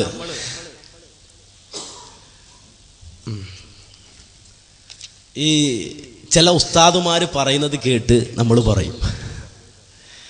അതിന് പകരം നമുക്ക് കിട്ടുന്നത് കത്തിക്കാളുന്ന നരകമായിരിക്കും എന്ന് മനസ്സിലാക്കണം. പക്ഷേ നിങ്ങൾ ആരും കുറ്റപ്പെടുത്തല്ല. ഖുർആനിൽ ഒരു ആയത്ത് വന്നിട്ടുണ്ടെങ്കിൽ അതിനൊരു ഉദ്ദേശമുണ്ട്. വെറുതെ ഖുർആന്റെ കാര്യം പറയില്ലല്ലോ. അത് ആദ്യം കേട്ട ആളാണ് നബി സല്ലല്ലാഹു അലൈഹി വസല്ലം. അത് മനസ്സിലാക്കിയ ആളുകളാണ് സഹാബത്ത്. നബി സല്ലല്ലാഹു അലൈഹി വസല്ലം ജീവിച്ചിരുന്നപ്പോൾ സഹാബത്ത് നബിയുടെ അടുക്കൽ പോയി ഉള്ളൂർന എന്ന് പറഞ്ഞു. നബി സല്ലല്ലാഹു അലൈഹി വസല്ലം വഫാത്തായതിനു ശേഷം സഹാബികൾ പറഞ്ഞു ഉള്ളൂർന എന്ന് പറഞ്ഞു. അവരല്ലേ നമ്മുടെ മാതൃക. അങ്ങയുടെ തിരുനോട്ടം ഞങ്ങളുടെ മേൽ ഉണ്ടാകണേ എന്ന്. ഈ ആയത്തിനെ വ്യാഖ്യാനിച്ച് ലോകത്ത് ഒരുപാട് മുഫസ്സിറുകൾ കഴിഞ്ഞുപോയി. അവരാരെങ്കിലും പറഞ്ഞോ ഇങ്ങനെ നിങ്ങളുടെ ജീവിതത്തിൽ എന്ത് പ്രയാസം ഉണ്ടായാലും ഉള്ളൂർന എന്ന് പറയണം? നമ്മൾ മദ്രസയിൽ ഓതിയില്ലേ സഹോദരങ്ങളെ? സമസ്തയുടെ മദ്രസയിൽ ഓതിയ ആൾക്കാരില്ലേ ഇവിടെ? നമ്മൾ മദ്രസയുടെ പാഠപുസ്തകത്തിൽ എവിടെങ്കിലും നമ്മൾ കേട്ടോ നമ്മുടെ ജീവിതത്തിൽ ആവശ്യമുണ്ടെങ്കിൽ ഉള്ളൂർന എന്ന് പറയണമെന്ന് അല്ലാഹ് നമ്മോട് കൽപ്പിച്ചിട്ടുണ്ട്. യാ റസൂലുള്ളാഹ് ഉള്ളൂർന എന്ന് പറയണമെന്ന് അല്ലാഹ് നമ്മളോട് കൽപ്പിച്ചിട്ടുണ്ട്. നമ്മൾ പഠിച്ചിട്ടുണ്ടോ? ഇല്ലല്ലോ. വിശ്വാസികൾ ഇന്ന് വരെ നമ്മുടെ കേരളത്തിലെ ചില ഉസ്താദുമാരും മുസ്ലിയാക്കന്മാർ ഇത് പറയണമെന്നല്ലാതെ നമ്മൾ ലോകത്തിന്റെ ഒരുപാട് ആളുകളെ ഈ നാട്ടിൽ നിങ്ങൾ കാണുന്നില്ലേ? ഒരുപാട് പ്രദേശത്ത് വന്ന് താമസിക്കുന്ന മുസ്ലിമീങ്ങളെ നിങ്ങൾ കാണില്ലേ? അതിൽ ചിലപ്പോൾ കുറച്ച് ശിയാക്കൾ ഉണ്ടാവും. അവരെ മാറ്റി നിർത്തിയിട്ട് കൃത്യമായി ഇസ്ലാമിക ആദർശം സ്വീകരിക്കുന്ന ആൾക്കാരുണ്ടല്ലോ, ഉണ്ടല്ലോ. ആ ആളുകൾ യാ റസൂലല്ലാഹ് ഉള്ളൂർന എന്ന് പറഞ്ഞെടുക്കണം നിങ്ങൾ കാണാറുണ്ടോ? അങ്ങനെ മുസ്ലിമീങ്ങൾ അത് മനസ്സിലാക്കിയിട്ടുണ്ടോ? എന്താ സംഭവം? വിശുദ്ധ ഖുർആനിലെ രണ്ടായത്തുണ്ട് ആ രൂപത്തില്. യാ അയ്യുഹല്ലദീന ആമനൂ ലാ തഖൂലു റാഇനാ വഖൂലു ഉൻദുർനാ വസ്മഉ വലിൽ കാഫിരീന അദാബുൻ അലീം. ഈ ആയത്താണ് നബിയോട് സഹായം തേടാൻ, നബിയോട് പ്രാർത്ഥിക്കാനായിട്ട് ദുർവ്യാഖ്യാനിച്ചത്. ഇത് മുജാഹിദുകൾ അർത്ഥം പറഞ്ഞ ഇപ്പൊ നമ്മുടെ വാശിക്ക് വേണ്ടി അർത്ഥം പറയാനും തെറ്റിദ്ധരിപ്പിക്കും. ഇത് തിരുവങ്ങാടി വലിയ ഖാദി അബ്ദുറഹ്മാൻ മഖ്ദൂമി എഴുതിയ ഖുർആൻ പരിഭാഷയാണ്. നമ്മളിനി പുതിയ ഒരു വ്യാഖ്യാനം ഉണ്ടാക്കണ്ടല്ലോ. എന്താണ് ഇതിലുള്ളത് കേട്ടോളൂ. സത്യവിശ്വാസികളെ, നിങ്ങൾ നബിയോട് റായിന എന്ന് പറയരുത്, ഉൻദുർന എന്ന് പറയുകയും ശ്രദ്ധിച്ചു കേൾക്കുകയും ചെയ്യുക. സത്യനിഷേധികൾക്ക് വേദനാജനകമായ ശിക്ഷയാണുള്ളത്. അർത്ഥം ഇതാ, നബിയോട് നിങ്ങൾ സംസാരിക്കുമ്പോൾ റായിന എന്ന് പറയരുത്, നേരെ മറിച്ച് ഉൻദുർന എന്ന് നിങ്ങൾ പറഞ്ഞാൽ മതി. അപ്പൊ ഉൻദുർന എന്ന് പറയാൻ അല്ലാഹ് പറഞ്ഞില്ലേ? എന്താണ് കാരണം? നബി സല്ലല്ലാഹു അലൈഹി വസല്ലം അടുക്കൽ ജൂതന്മാർ വരും, ഇസ്ലാമിന്റെ ശത്രുക്കൾ വരും. നബിയെ ഞങ്ങളെ കൂടി ഒന്ന് പരിഗണിക്കണം നമ്മൾ സാധാരണ പറയും. നബിയെ ഒരാൾ നമ്മുടെ അടുത്ത് വന്നിട്ട് പറയാറുണ്ട് നിങ്ങൾ ഞങ്ങളെ കൂടി പരിഗണിക്കണം. ഇതുപോലെ നബിയുടെ അടുക്കൽ വന്നിട്ട് ആളുകൾ പറയും ഞങ്ങളെ കൂടി ഒന്ന് പരിഗണിക്കുക എന്ന് പറയും. അതിന് അറബിയിൽ റായിന എന്ന് ഉപയോഗിക്കാറുണ്ട്. അപ്പൊ നബിയോട് റായിന എന്ന് പറയും. പക്ഷെ ഈ റായിന എന്ന് പറഞ്ഞാൽ വിഡ്ഢി മൂടന് നടത്തുന്നുണ്ട്. ജൂതന്റെ മനസ്സിലതാ. നബിയുടെ മുഖത്ത് നോക്കി റായിന എന്ന് പറയുമ്പോൾ വിഡ്ഢി എന്ന് നബി വിളിക്കാൻ കിട്ടുന്ന ചാൻസ് ആണല്ലോ. അപ്പോ നബിയെ വിഡ്ഢിന്ന് വിളിക്കാൻ വേണ്ടി റായിന എന്ന് ഇയാളിങ്ങനെ പറയും, ഇവരിങ്ങനെ പറയും. ഇത് കേട്ടിട്ട് ചില വിശ്വാസികൾ എന്തെടുത്തു, അതുപോലെ ജൂതന്മാർ പറയുന്ന പോലെ റായിന. ഇവർക്ക് നല്ല ഉദ്ദേശമാണ്. കാരണം നോക്കണം, ഞങ്ങളെ പരിഗണിക്കണം എന്നൊരു അർത്ഥമുണ്ട്. ദ്വയാർത്ഥമുള്ള വാക്കാണ് റായിന എന്ന വാക്ക്, ദ്വയാർത്ഥ പ്രയോഗമുണ്ട്. അപ്പോ ഇത് മനസ്സിലാക്കാതെ, ഇവർ തെറ്റായ ഉദ്ദേശത്തിലാണെന്ന് മനസ്സിലാക്കാതെ വിശ്വാസികളും അതിന്റെ നല്ല വശം മനസ്സിലാക്കിയിട്ട് റായിന എന്ന് നബിയോട് പറയാൻ തുടങ്ങി. ഇത് അള്ളാഹ് കാണുന്നുണ്ടല്ലോ. ഉടൻ തന്നെ അള്ളാഹ് ആയത്തിറക്കി യാ അയ്യുഹല്ലദീന ആമനൂ, വിശ്വാസികളെ ലാ തഖൂലു റായിന, നിങ്ങൾ റായിന എന്ന് പറയരുത്. വഖൂലു ഉൻദുർന, അതിന് പകരം ദ്വയാർത്ഥമില്ലാത്ത ഉൻദുർന എന്ന വാക്ക് ഉപയോഗിച്ചാൽ മതി. റായിന എന്ന് ജൂതന്മാര് പറയുന്ന പോലെ പറയണ്ട. ഇത് നബിയോട് പ്രാർത്ഥിക്കാനുള്ള തെളിവായിട്ട് കൊണ്ടുവന്നതാണ്. നിങ്ങൾ മനസ്സിലാക്കണം. ഇനി ഇത് ഞാൻ എന്റെ വാക്ക് പറഞ്ഞാണെങ്കിൽ അത് മൗലവി വ്യാഖ്യാനിച്ചെന്ന് പറയട്ടെ, കേട്ടോളൂ. സത്യവിശ്വാസികളെ എന്ന ഈ സംബോധനയിൽ വിശുദ്ധ ഖുർആനിൽ 88 സ്ഥലങ്ങളിലുണ്ട്. അവയിൽ ആദ്യത്തേതാണിത്. ഓ വേദക്കാരെ, ജൂതന്മാരെ, ബഹുദൈവ വിശ്വാസികളെ എന്നിങ്ങനെയാണ് മറ്റു സമുദായങ്ങളെ ഖുർആൻ സംബോധന ചെയ്യാറുള്ളത്. സത്യവിശ്വാസികളെ എന്ന സംബോധനയിൽ യഥാർത്ഥ വിശ്വാസം സ്വീകരിച്ചിട്ടുള്ള എല്ലാ ആളുകളും ഉൾപ്പെടുന്നുണ്ട്. അതിൽ ജാതിഗോത്ര പരിഗണനയോ കാലദേശഭാഷ വ്യത്യാസമോ പരിഗണിക്കപ്പെട്ടിട്ടില്ല. സത്യവിശ്വാസികൾ എന്ന ആദർശ സമൂഹത്തെയാണ് ഖുർആൻ സംബോധന ചെയ്യുന്നത്. കേട്ടോളൂ, ജൂതന്മാർ പ്രകടിപ്പിച്ചിരുന്ന ഒരു തെറ്റായ പ്രവണത ചൂണ്ടിക്കാണിക്കുകയും സത്യവിശ്വാസികൾ അത് അനുകരിക്കരുത് എന്ന് ഉണർത്തുകയുമാണ് ഈ സൂക്തത്തിൽ ചെയ്തിരിക്കുന്നത്. നബി സല്ലല്ലാഹു അലൈഹി വസല്ലമയുടെ ഉപദേശം കേൾക്കാരെന്ന വ്യാജേന ജൂതന്മാർ നബിസന്നിധിയിൽ ഹാജരായി റായിന, ഞങ്ങളെ പരിഗണിക്കണമെന്ന് പറയാറുണ്ടായിരുന്നു. എന്നാൽ ജൂതന്മാരുടെ ഭാഷയായ ഹിബ്രു അബ്രാനിയിൽ വിഡ്ഢി എന്ന അർത്ഥമാണ് റായിന എന്ന പദത്തിനും. അതായിരുന്നു ജൂതന്മാർ യഥാർത്ഥത്തിൽ ഉദ്ദേശിച്ചിരുന്നത്. നബി തിരുമേനി സല്ലല്ലാഹു അലൈഹി വസല്ലമയെ പരിഹസിക്കുകയായിരുന്നു അവരുടെ ലക്ഷ്യം. അള്ളാഹു ഇക്കാര്യം മുസ്ലിങ്ങളെ അറിയിച്ചു, നിങ്ങൾ ദുരർത്ഥമുള്ള റായിന എന്ന പദം പ്രയോഗിക്കരുത്, ഞങ്ങളെ ശ്രദ്ധിക്കണമെന്ന് മാത്രം അർത്ഥമുള്ള ഉൻദുർന എന്ന പദം പ്രയോഗിച്ചാൽ മതി. നബി സല്ലല്ലാഹു അലൈഹി വസല്ലമയുടെ ഉപദേശം സശ്രദ്ധം കേൾക്കുകയും വേണം. ഇതൊന്നും ഗൗനിക്കാത്ത സത്യനിഷേധികൾക്ക് വേദനാജനകമായ ശിക്ഷയാണുള്ളത്. ഗൂഢമായി പോലും നബി തിരുമേനിയെ പരിഹസിക്കുന്നതിനെതിരെയാണ് ഇവിടെ താക്കീത് ചെയ്തിരിക്കുന്നത്. അല്ലാതെ നബിയോട് പ്രാർത്ഥിക്കാനോ ജീവിതത്തിൽ പ്രയാസം ഉണ്ടായിക്കഴിഞ്ഞാൽ നബിയോട് സഹായം തേടാനോ അല്ല ഈ ആയത്തുള്ളത്. അതാ ഞാൻ നേരത്തെ പറഞ്ഞത്, നമ്മുടെ നാട്ടിലെ ചില ഉസ്താദുമാര് വാദപ്രതിവാദത്തിൽ കാണിക്കുന്ന കുതന്ത്രങ്ങൾ അത് ശരിയാണെന്ന് മനസ്സിലാക്കി നമ്മൾ ഖുർആനെ ദുർവ്യാഖ്യാനിക്കുമ്പോൾ ഇത് അള്ളാന്റെ കലാമാണെന്നൊരു ബോധം നമുക്ക് വേണം. നമ്മുടെ മനസ്സ് വാശിയല്ല, വൈരാഗ്യമല്ല. മുജാഹിദിനെ തോൽപ്പിക്കാനാണെങ്കിൽ 10 വട്ടം ഞങ്ങൾ നിങ്ങളുടെ മുന്നിൽ തോറ്റു തന്നിരിക്കുന്നു, ഒരു പ്രശ്നമില്ല. ഞങ്ങൾ തോറ്റു തരാ, ഒരു പ്രശ്നമില്ല. ഞങ്ങളെ തോൽപ്പിക്കാനാണെങ്കിൽ ഞങ്ങൾ തോറ്റു തന്നിരിക്കുന്നു. അതിനു വേണ്ടി നിങ്ങൾ നാശത്തിൽ പോകരുത്. അതാ ഞങ്ങൾക്ക് പറയാനുള്ളത്. നിങ്ങൾ നശിക്കരുത്, ഞങ്ങളെ തോൽപ്പിക്കാൻ വേണ്ടി നിങ്ങൾ നശിക്കണ്ട. ഇത് ഖുർആൻ പരിഭാഷകളായ പരിഭാഷകളിൽ മുഴുവൻ എഴുതിയിട്ട് ഇതുവരെ ഈ ആയത്തിന്റെ അർത്ഥമൊന്നും താങ്കൾ വായിച്ചിരുന്നെങ്കിൽ ഈ ചോദ്യം ഇവിടെ ഉന്നയിക്കേണ്ടി വരുമായിരുന്നോ? ഇല്ലല്ലോ. ഒന്ന് മനസ്സിലാക്കിയിരുന്നെങ്കിൽ. അപ്പോൾ വളരെ വ്യക്തമാണ്, വിശുദ്ധ ഖുർആൻ പറഞ്ഞത് വളരെ വ്യക്തമാണ്. നബി സല്ലല്ലാഹു അലൈഹി വസല്ലമയെ പരിഹസിച്ചുകൊണ്ട് റായിന എന്ന പദം ജൂതന്മാർ ഉപയോഗിച്ചപ്പോൾ ആ പദം നിങ്ങൾ ഉപയോഗിക്കരുത്. ഇനി അങ്ങനെ എന്തെങ്കിലും നബിയോട് ചോദിക്കേണ്ടി വരികയാണെങ്കിൽ ഉൻദുർന എന്ന് പറഞ്ഞോളൂ. അതിന് ദുരർത്ഥമില്ല, ശരിയായ അർത്ഥമേ ഉള്ളൂ. ഈ നിർദ്ദേശം നൽകുകയാണ് ചെയ്തിട്ടുള്ളത്. ഇവിടെ നിങ്ങളെ തോൽപ്പിക്കാനോ ഞങ്ങളെ ജയിക്കാനോ ഒന്നും അല്ല ഉദ്ദേശമുള്ളത്. പക്ഷേ യാ റസൂലല്ലാഹ് ഉൻദുർന, യാ റസൂലല്ലാഹ് ഉൻദുർന എന്ന് പറഞ്ഞാൽ അത് ശിർക്കാണെന്ന് പറഞ്ഞ് ഇവിടെ വരുന്ന ഭൂരിപക്ഷം സുന്നികളെ മുഴുവനും മുശ്രിക്കാക്കിക്കൊണ്ട് അവർ മുഴുവനും നരകത്തിലാക്കിയാക്കിക്കൊണ്ട് കുറച്ച് ആൾക്കാർ മാത്രം സ്വർഗത്തിലേക്ക് പോകുക എന്നതൊന്നും ശരിയല്ലല്ലോ. നാം എല്ലാവരും മുസ്ലിമീങ്ങളാണല്ലോ. അതുകൊണ്ട് നാം എല്ലാവർക്കും ഇസ്ലാമിനെ പറ്റി അറിയണം, ഇതിനെപ്പറ്റിയുള്ള സംശയം ദൂരീകരിക്കണം എന്ന നിലക്കാണ് ചോദിച്ചിരിക്കുന്നത്.